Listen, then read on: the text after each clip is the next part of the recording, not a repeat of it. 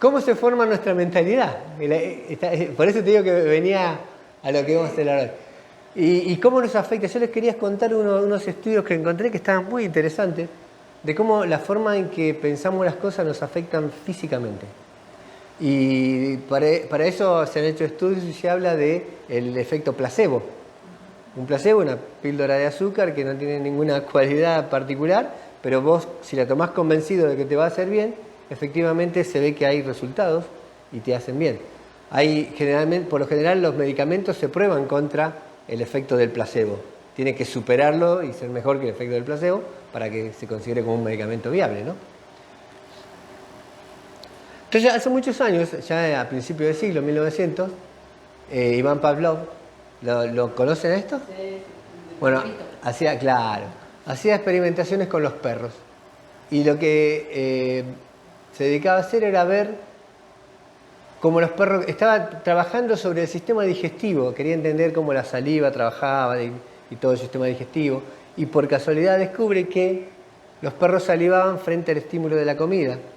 Pero al poco tiempo los perros empezaron a salivar cuando veían el profesional que se ponía el guardapolvo blanco. Y dice, ¿qué pasa? El perro se da cuenta que esta persona le va a dar de comer, entonces empieza a salivar antes de que te den la comida. Y después empezaron a hacer experimentos y por ahí le iban a dar la comida y tocaban una campana. Entonces el perro salivaba cuando escuchaba la campana. Y finalmente no le daban la comida, pero con la campana nomás salivaba como si le estuvieran poniendo la comida de verdad, la cantidad de saliva que segregaba el perro. Dicen, acá hay una cuestión de condicionamiento. Es un estímulo independiente, que es la comida, hace que el perro salive. Pero después, si se lo junta con otro estímulo que no tiene nada que ver con la comida ni con el perro aprende a asimilar ese estímulo con algo físico, que es salivar para consumir la comida. Y a eso se llamó el condicionamiento clásico. Entonces el perro con la campana, ¡ting!, ya salivaba. Y después siguieron trabajando en las personas para entender cómo esto también podía darse en los seres humanos. Así nació el conductismo. Yo la otra vez creo que le había dicho en un momento que Watson hacía esto de que ponían al nene a jugar con unas ratitas y golpeaban un platillo y lo asustaban. Entonces el pequeño Albert, que fue el caso famoso, se asustaba y primero lo ponían a jugar con la ratita. Y contento, no tenía ningún condicionamiento de ningún tipo y disfrutaba y se divertía.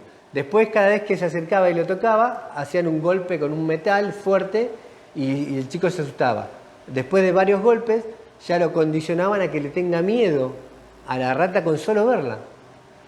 Y después ese miedo se generalizó, digamos, a conejos, a una barba de Papá Noel, a una piel. Sí, no, ese chico terminó mal, sí, terminó mal.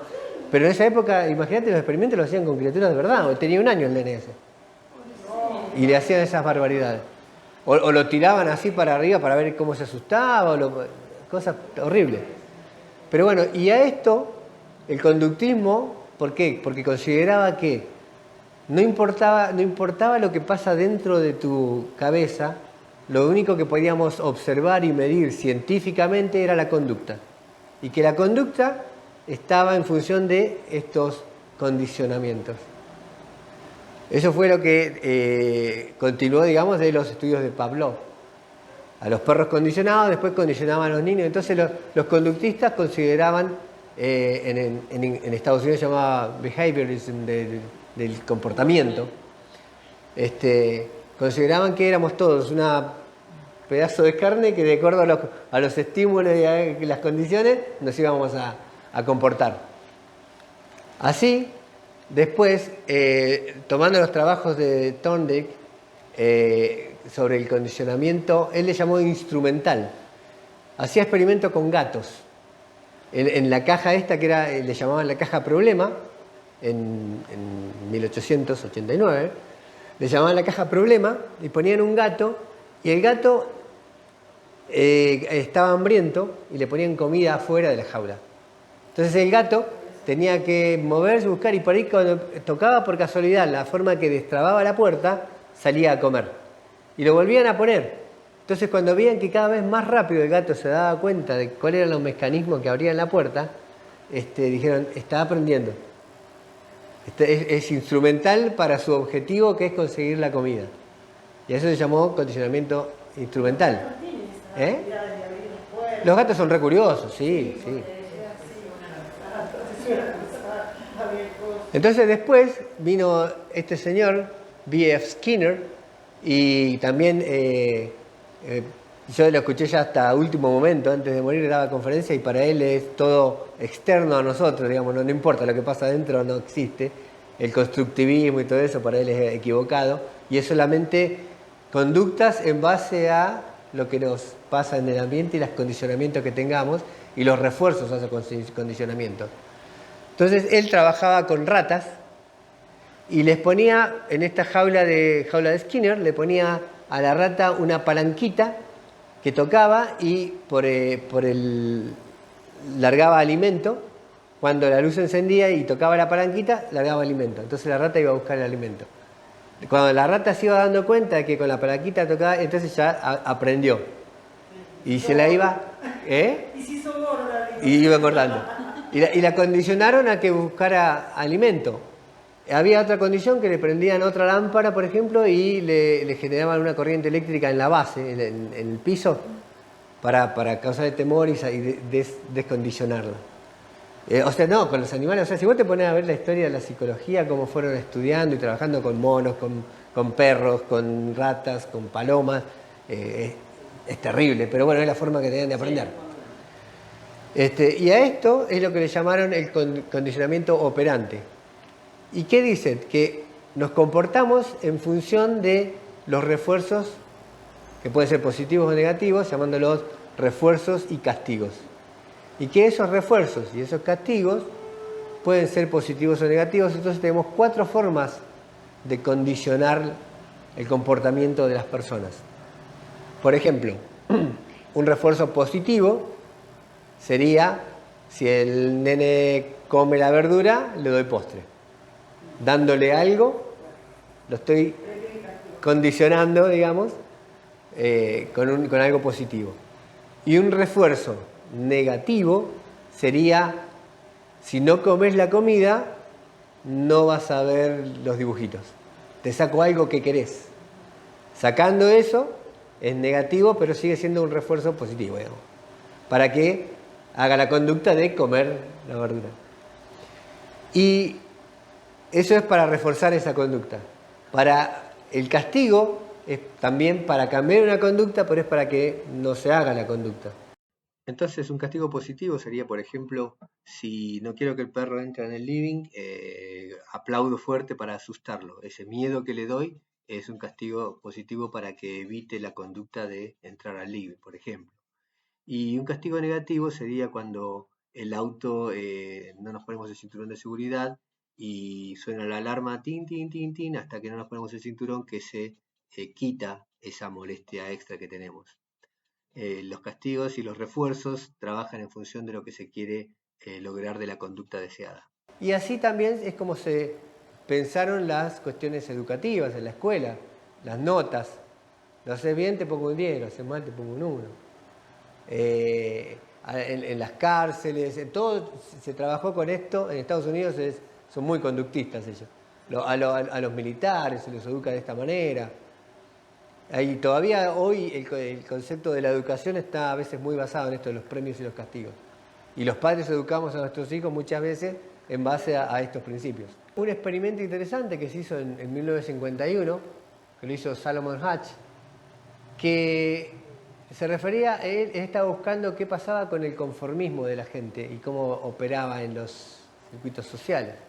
Entonces, contrataban a una persona, o sea, tomaban a una persona para un experimento que, según lo ponían, era una prueba de visión.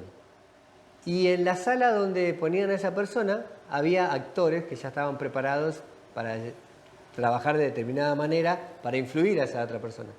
Entonces, el único que no sabía que eran actores es el que venía a hacer el experimento. Y le ponían una placa como esa y preguntaban a todos cuál es la línea más larga. Entonces el experimentador empezaba por los actores primero. Y todos decían, la C, la C, la C, la C. Y cuando llegaba a la persona que iba a ser el sujeto, digamos, del experimento, un 32% decía la C. ¿Por qué? Porque todos decían la C. Pero eso pasa. Eso pasa actualmente. Hay mucha gente que dice porque los otros dicen, ¿no? Tal cual, tal cual. Entonces, algunos después lo justificaban diciendo que sí, que les pareció que estaba correcto lo que decían, aunque era muy obvio que estaba mal. Y otros decían, sí, no, yo no decía nada por miedo al ridículo, por miedo a qué van a decir, a pensar de mí. Y a veces nos pasa eso. Acordamos con otros porque, y si la mayoría piensa eso, debe ser más o menos por ahí. No, aunque lo vea distinto, no lo voy a decir. Y nos da miedo. El cíngulo anterior y la ínsula son dos partes del cerebro que se activan cuando sufrimos dolor físico. Y somos conscientes del dolor físico. Pero esas mismas zonas del cerebro, la ínsula y la corteza cingulada anterior, son las que se activan cuando hay un dolor social. Cuando el grupo nos deja fuera. ¿Sí? Y es un tema evolutivo. ¿Por qué? Antes en la sabana, cuando salíamos todos en grupo, estábamos protegidos de que no nos coman los depredadores. Nos cuidábamos uno con otro. Nos protegíamos no solo avisándonos dónde podía haber, sino físicamente para defendernos. Y si vos quedabas solo, fuera del grupo, eras presa fácil. Entonces, este sistema se activa cuando hay un rechazo social. Por eso el bullying, el castigo, dejarte fuera del círculo social, se siente mentalmente como si fuera un dolor físico. ¿Sí?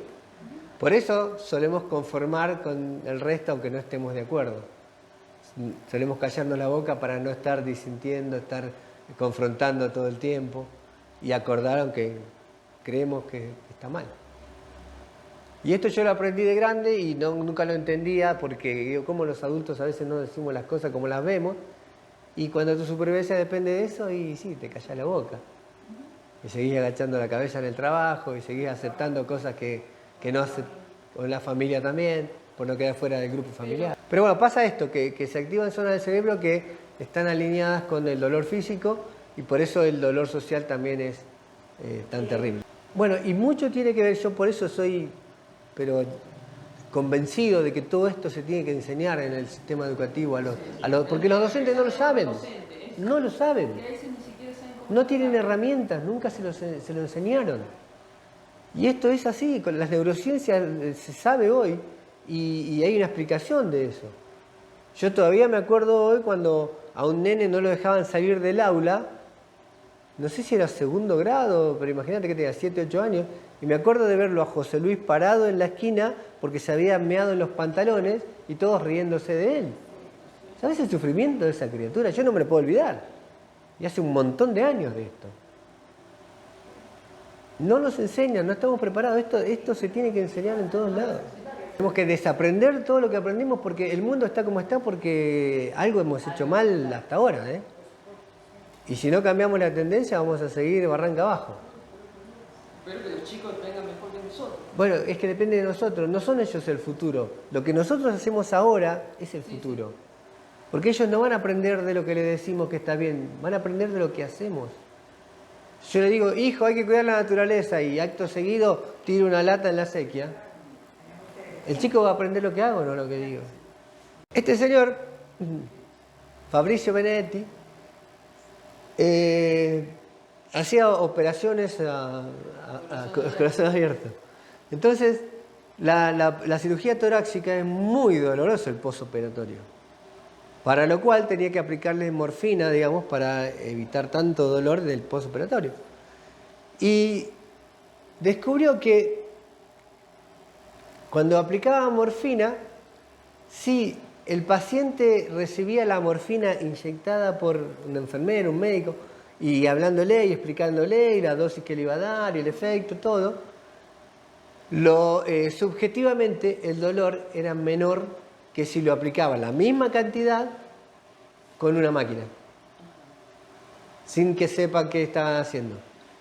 Entonces al paciente le aplicaban la misma cantidad de morfina, pero fíjense, la curva en azul es la percepción de cuánto bajó el dolor, en el de azul es el que está con la máquina, que no sabía. Ahora con el contacto humano, con la predicción de que esto te va a bajar el dolor, vas a sentir, te va a aliviar, ¿no? La persona iba a creer que eso le iba a hacer tal efecto, entonces la percepción de dolor bajaba muchísimo más. Y lo demostró con muchos pacientes. Entonces, la subjetividad, la creencia de que eso te va a dar determinado beneficio, influía en la percepción del dolor de los pacientes. Después lo trabajó también con la ansiedad, con... ya no leo lo que dice ahí, pero otros estudios más. A ver si le voy acá.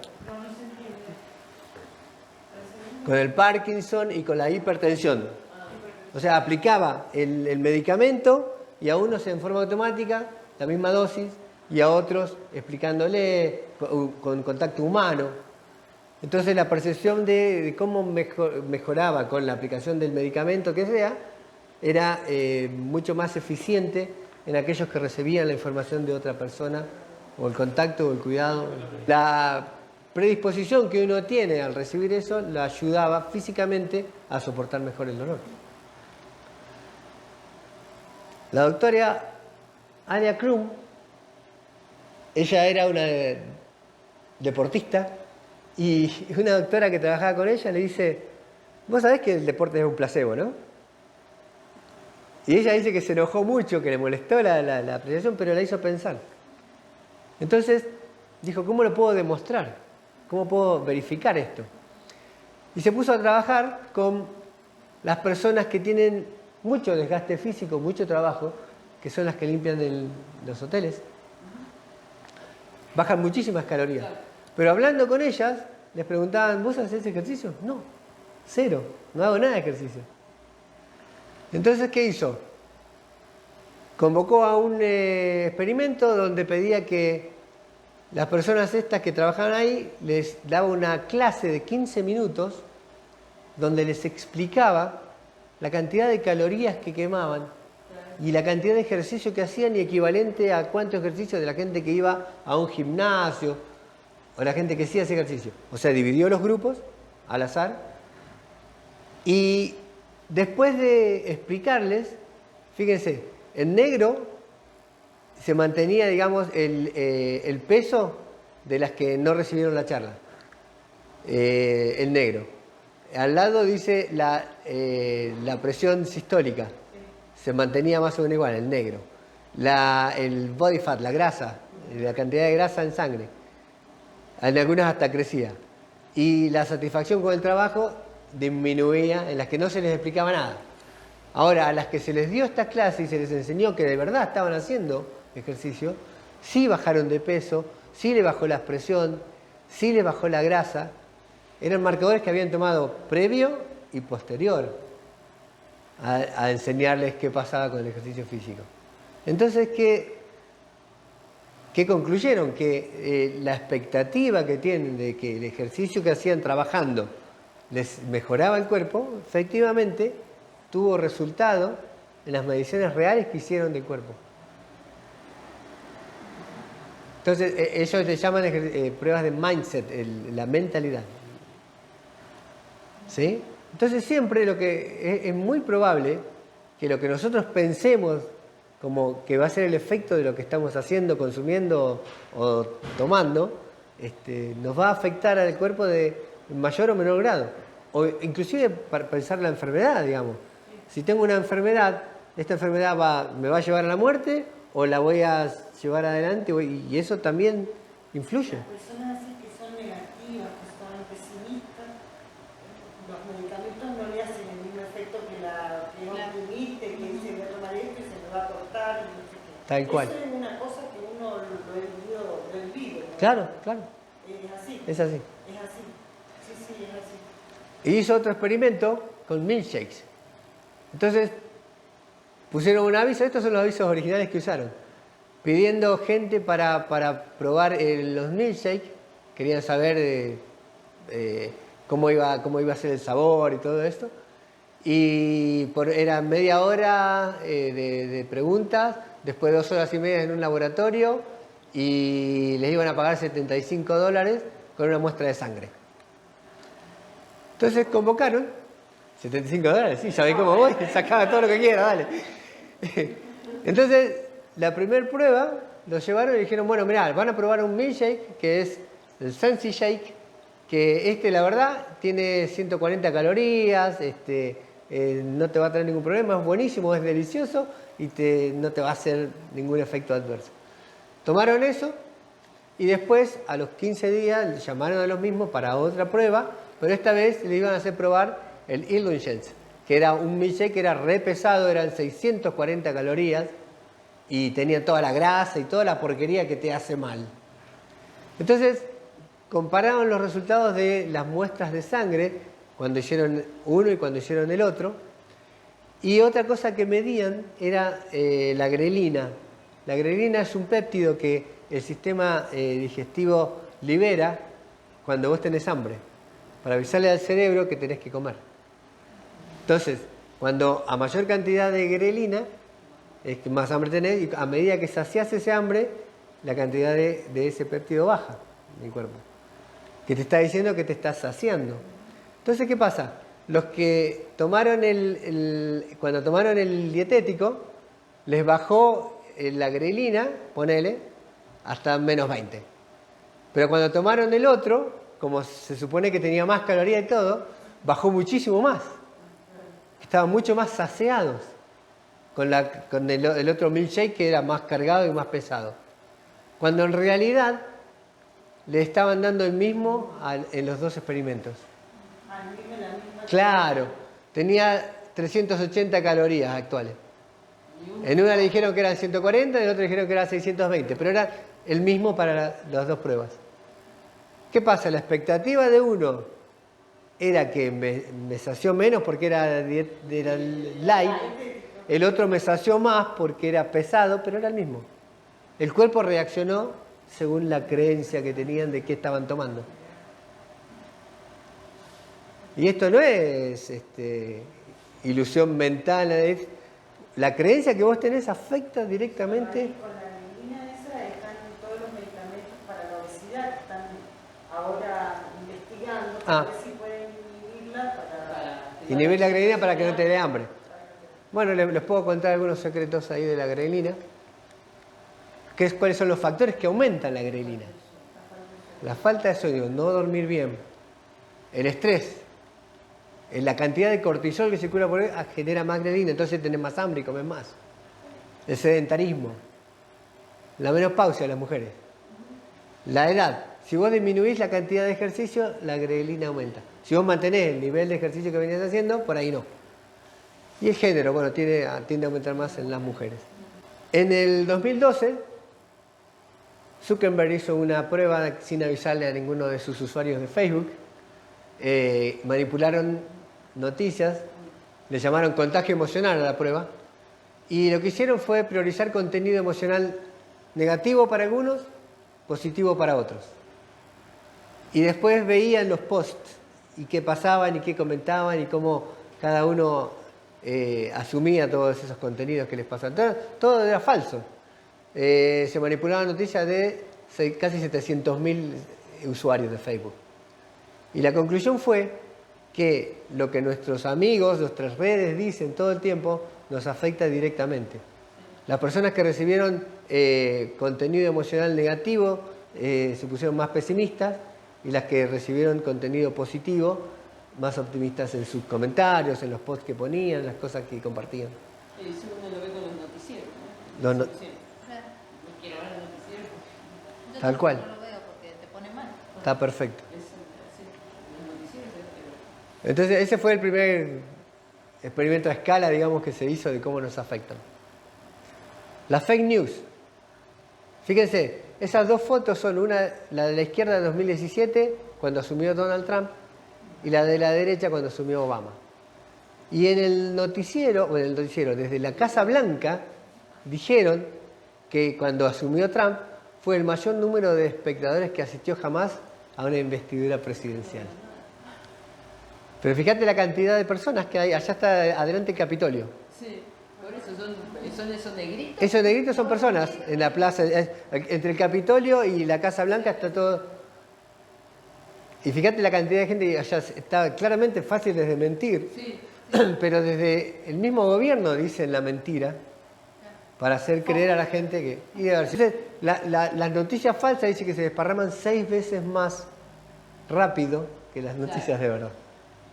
Porque te llaman la atención, porque son raras, porque son contraintuitivas. además son fáciles de digerir, ¿no? Es lo que la gente presupone.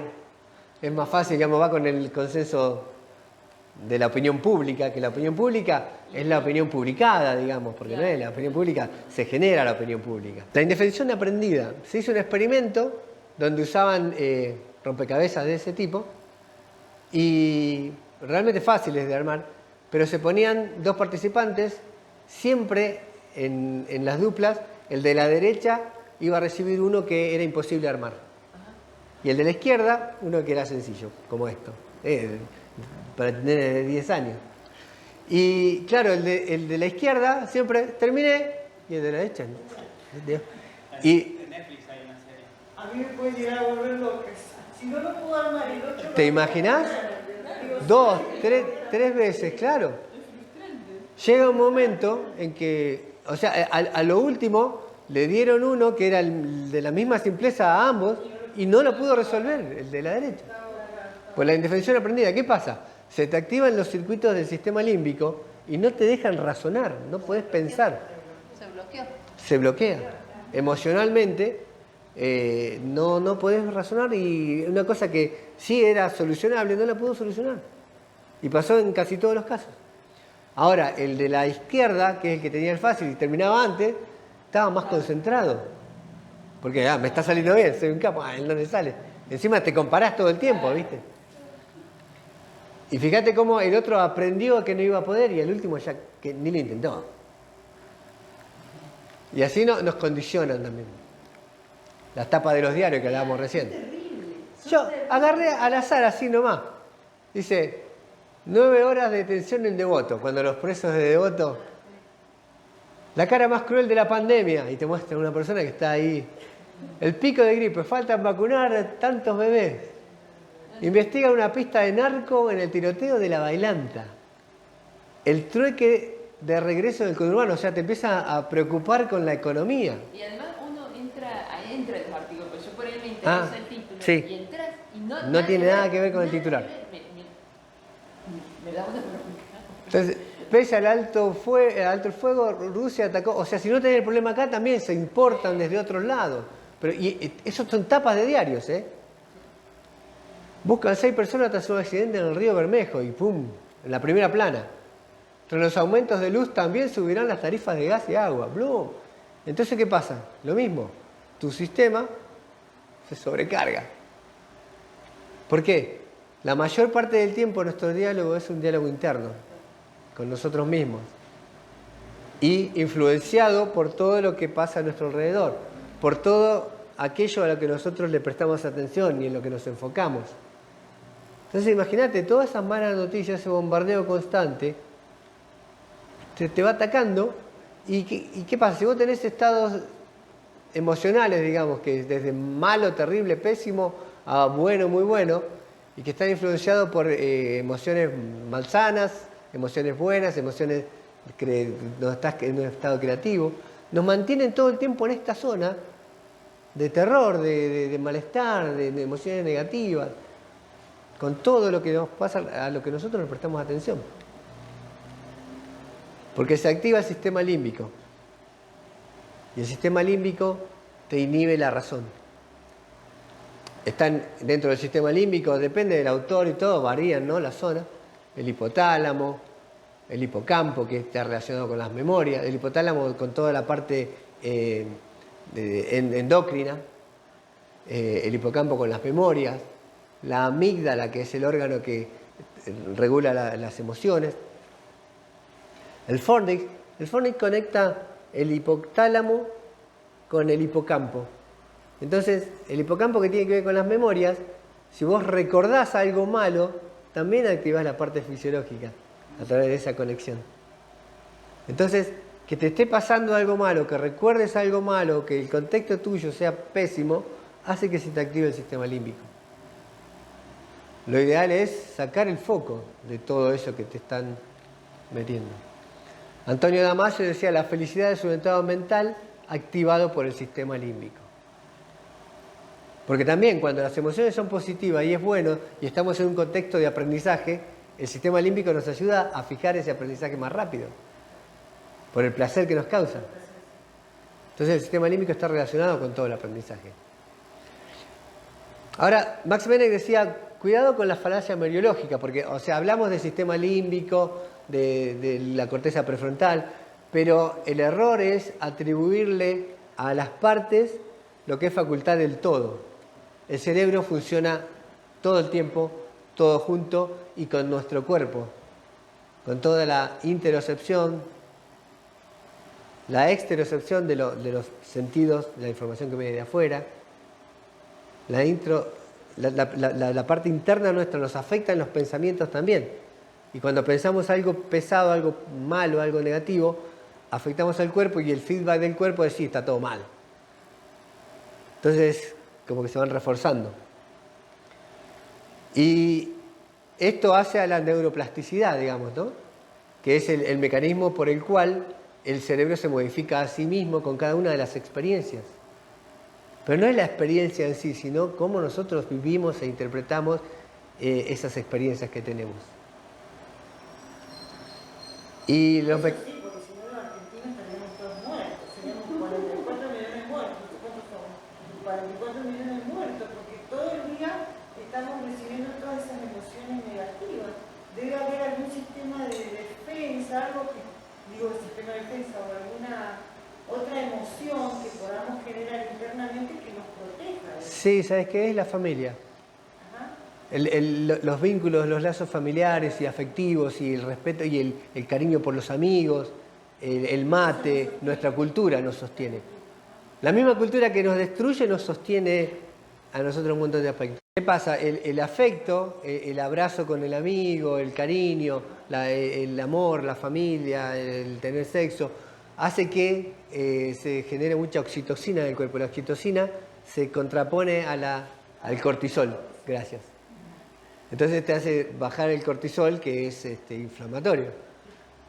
Por eso la oxitocina es esto, los vínculos, y yo creo que eso es lo que contrarresta todo esto malo. Y cuando uno, por ejemplo, te pasa un mal rato, así que después te duele la cabeza, eso que lo produce el... Y la presión, claro, porque el sistema límbico reacciona ante una situación de vida o muerte para vos. Entonces, ¿qué hace? Quita energía del sistema inmunológico, de los órganos sexuales, de la creatividad de la corteza prefrontal. Te da ese dolor de cabeza que te embota porque aumenta la presión sanguínea, porque aumentan los latidos del corazón, porque la respiración es más superficial. Por eso tenés que cambiar la respiración, tenés que poder relajarte, en lugar de que se active el sistema parasimpático, simpático, que se active el sistema parasimpático y te relajes. Cuando el sistema simpático está activado, estás en modo alerta.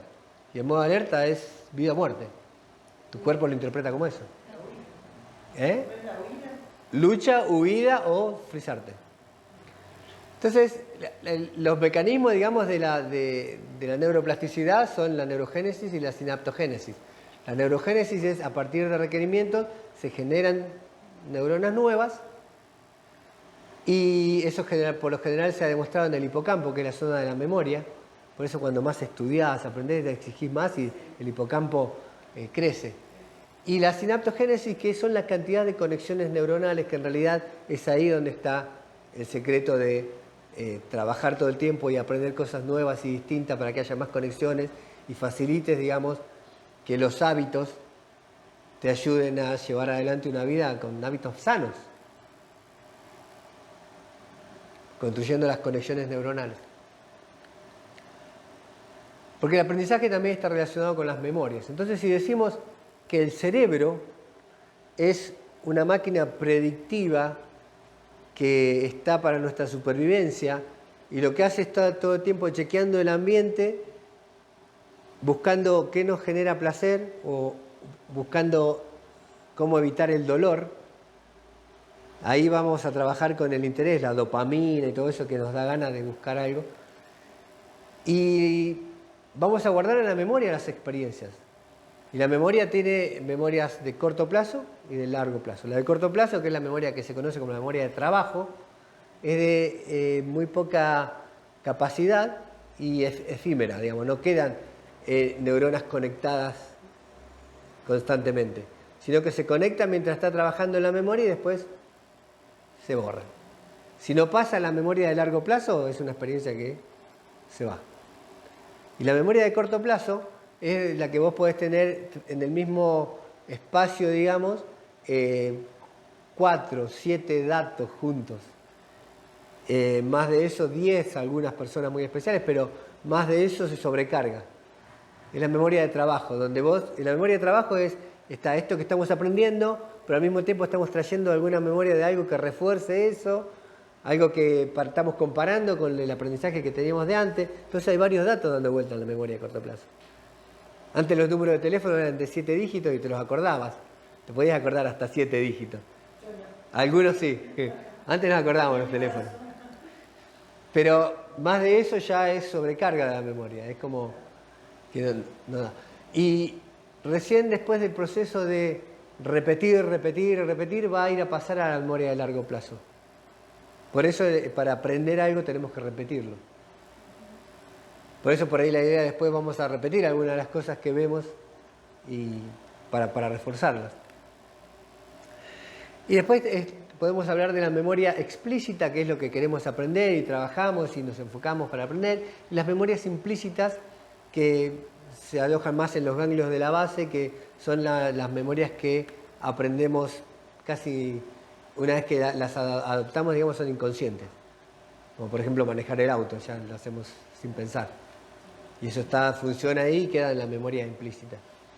Y podemos separarlas en memorias semánticas, que son las que aprendemos alguna vez y no sabemos cuándo no sé, la capital de Francia es París, lo aprendimos en algún momento, pero no podemos precisar cuándo, en qué momento. Tal vez lo aprendimos por repetición en la escuela, en geografía. Y la memoria episódica, que es aquella memoria de momentos donde estuvimos nosotros. O sea, me puedo acordar de que París es la capital de Francia, pero si te cuento cuando subí a la Torre Eiffel y tomé el ascensor para ir hasta el restaurante, ahí, eso es una memoria episódica. Algo que vos estabas ahí y lo viviste. Y esto lo habíamos visto, pero por ahí no viene mal repasarlo, que es lo que hablaba Karel Duet de la mentalidad, el mindset de crecimiento o fijo. Las personas que tienen la mentalidad fija, sus creencias son, esto es así, ya soy así, es lo que soy, no puedo cambiarlo. Y generalmente se enfocan en el resultado. Y dicen, ¿para qué me voy a esforzar si es inútil? Ya es lo que tengo, es lo que conseguí, es lo que soy, es la inteligencia que tengo, no voy a cambiar. Los desafíos los evito porque no quiero fracasar, porque el error me da mucho miedo. Y el feedback, por lo general, si me halagan está bien, lo acepto, pero si me critican, ahí encontré un enemigo. Las personas de mentalidad fija no les gusta desafiar, digamos, la zona de confort, salir de ahí. En cambio, las personas que tienen una mentalidad de crecimiento, la creencia es que las habilidades son adquiridas y que puede aprender todo el tiempo y crecer. Que puede cambiar las condiciones, que el esfuerzo es útil y sirve para cambiar tu cerebro, como ya sabemos que pasa, que sirve y te motiva el desafío, porque a partir de enfrentarte a situaciones que no conoces, vas a desarrollar habilidades nuevas y capacidades nuevas. El error te enseña, es un aprendizaje, es un estadio al aprendizaje. El feedback lo apreciás, lo pedís, lo buscás, porque por favor decime qué estoy haciendo mal. ¿Cómo cambio esto? Enseñame. Y se enfoca más en el proceso que en el resultado. Si bien tenés un objetivo, lo importante de llegar a ese objetivo es el proceso y cómo lo voy encarando. Y eso era todo.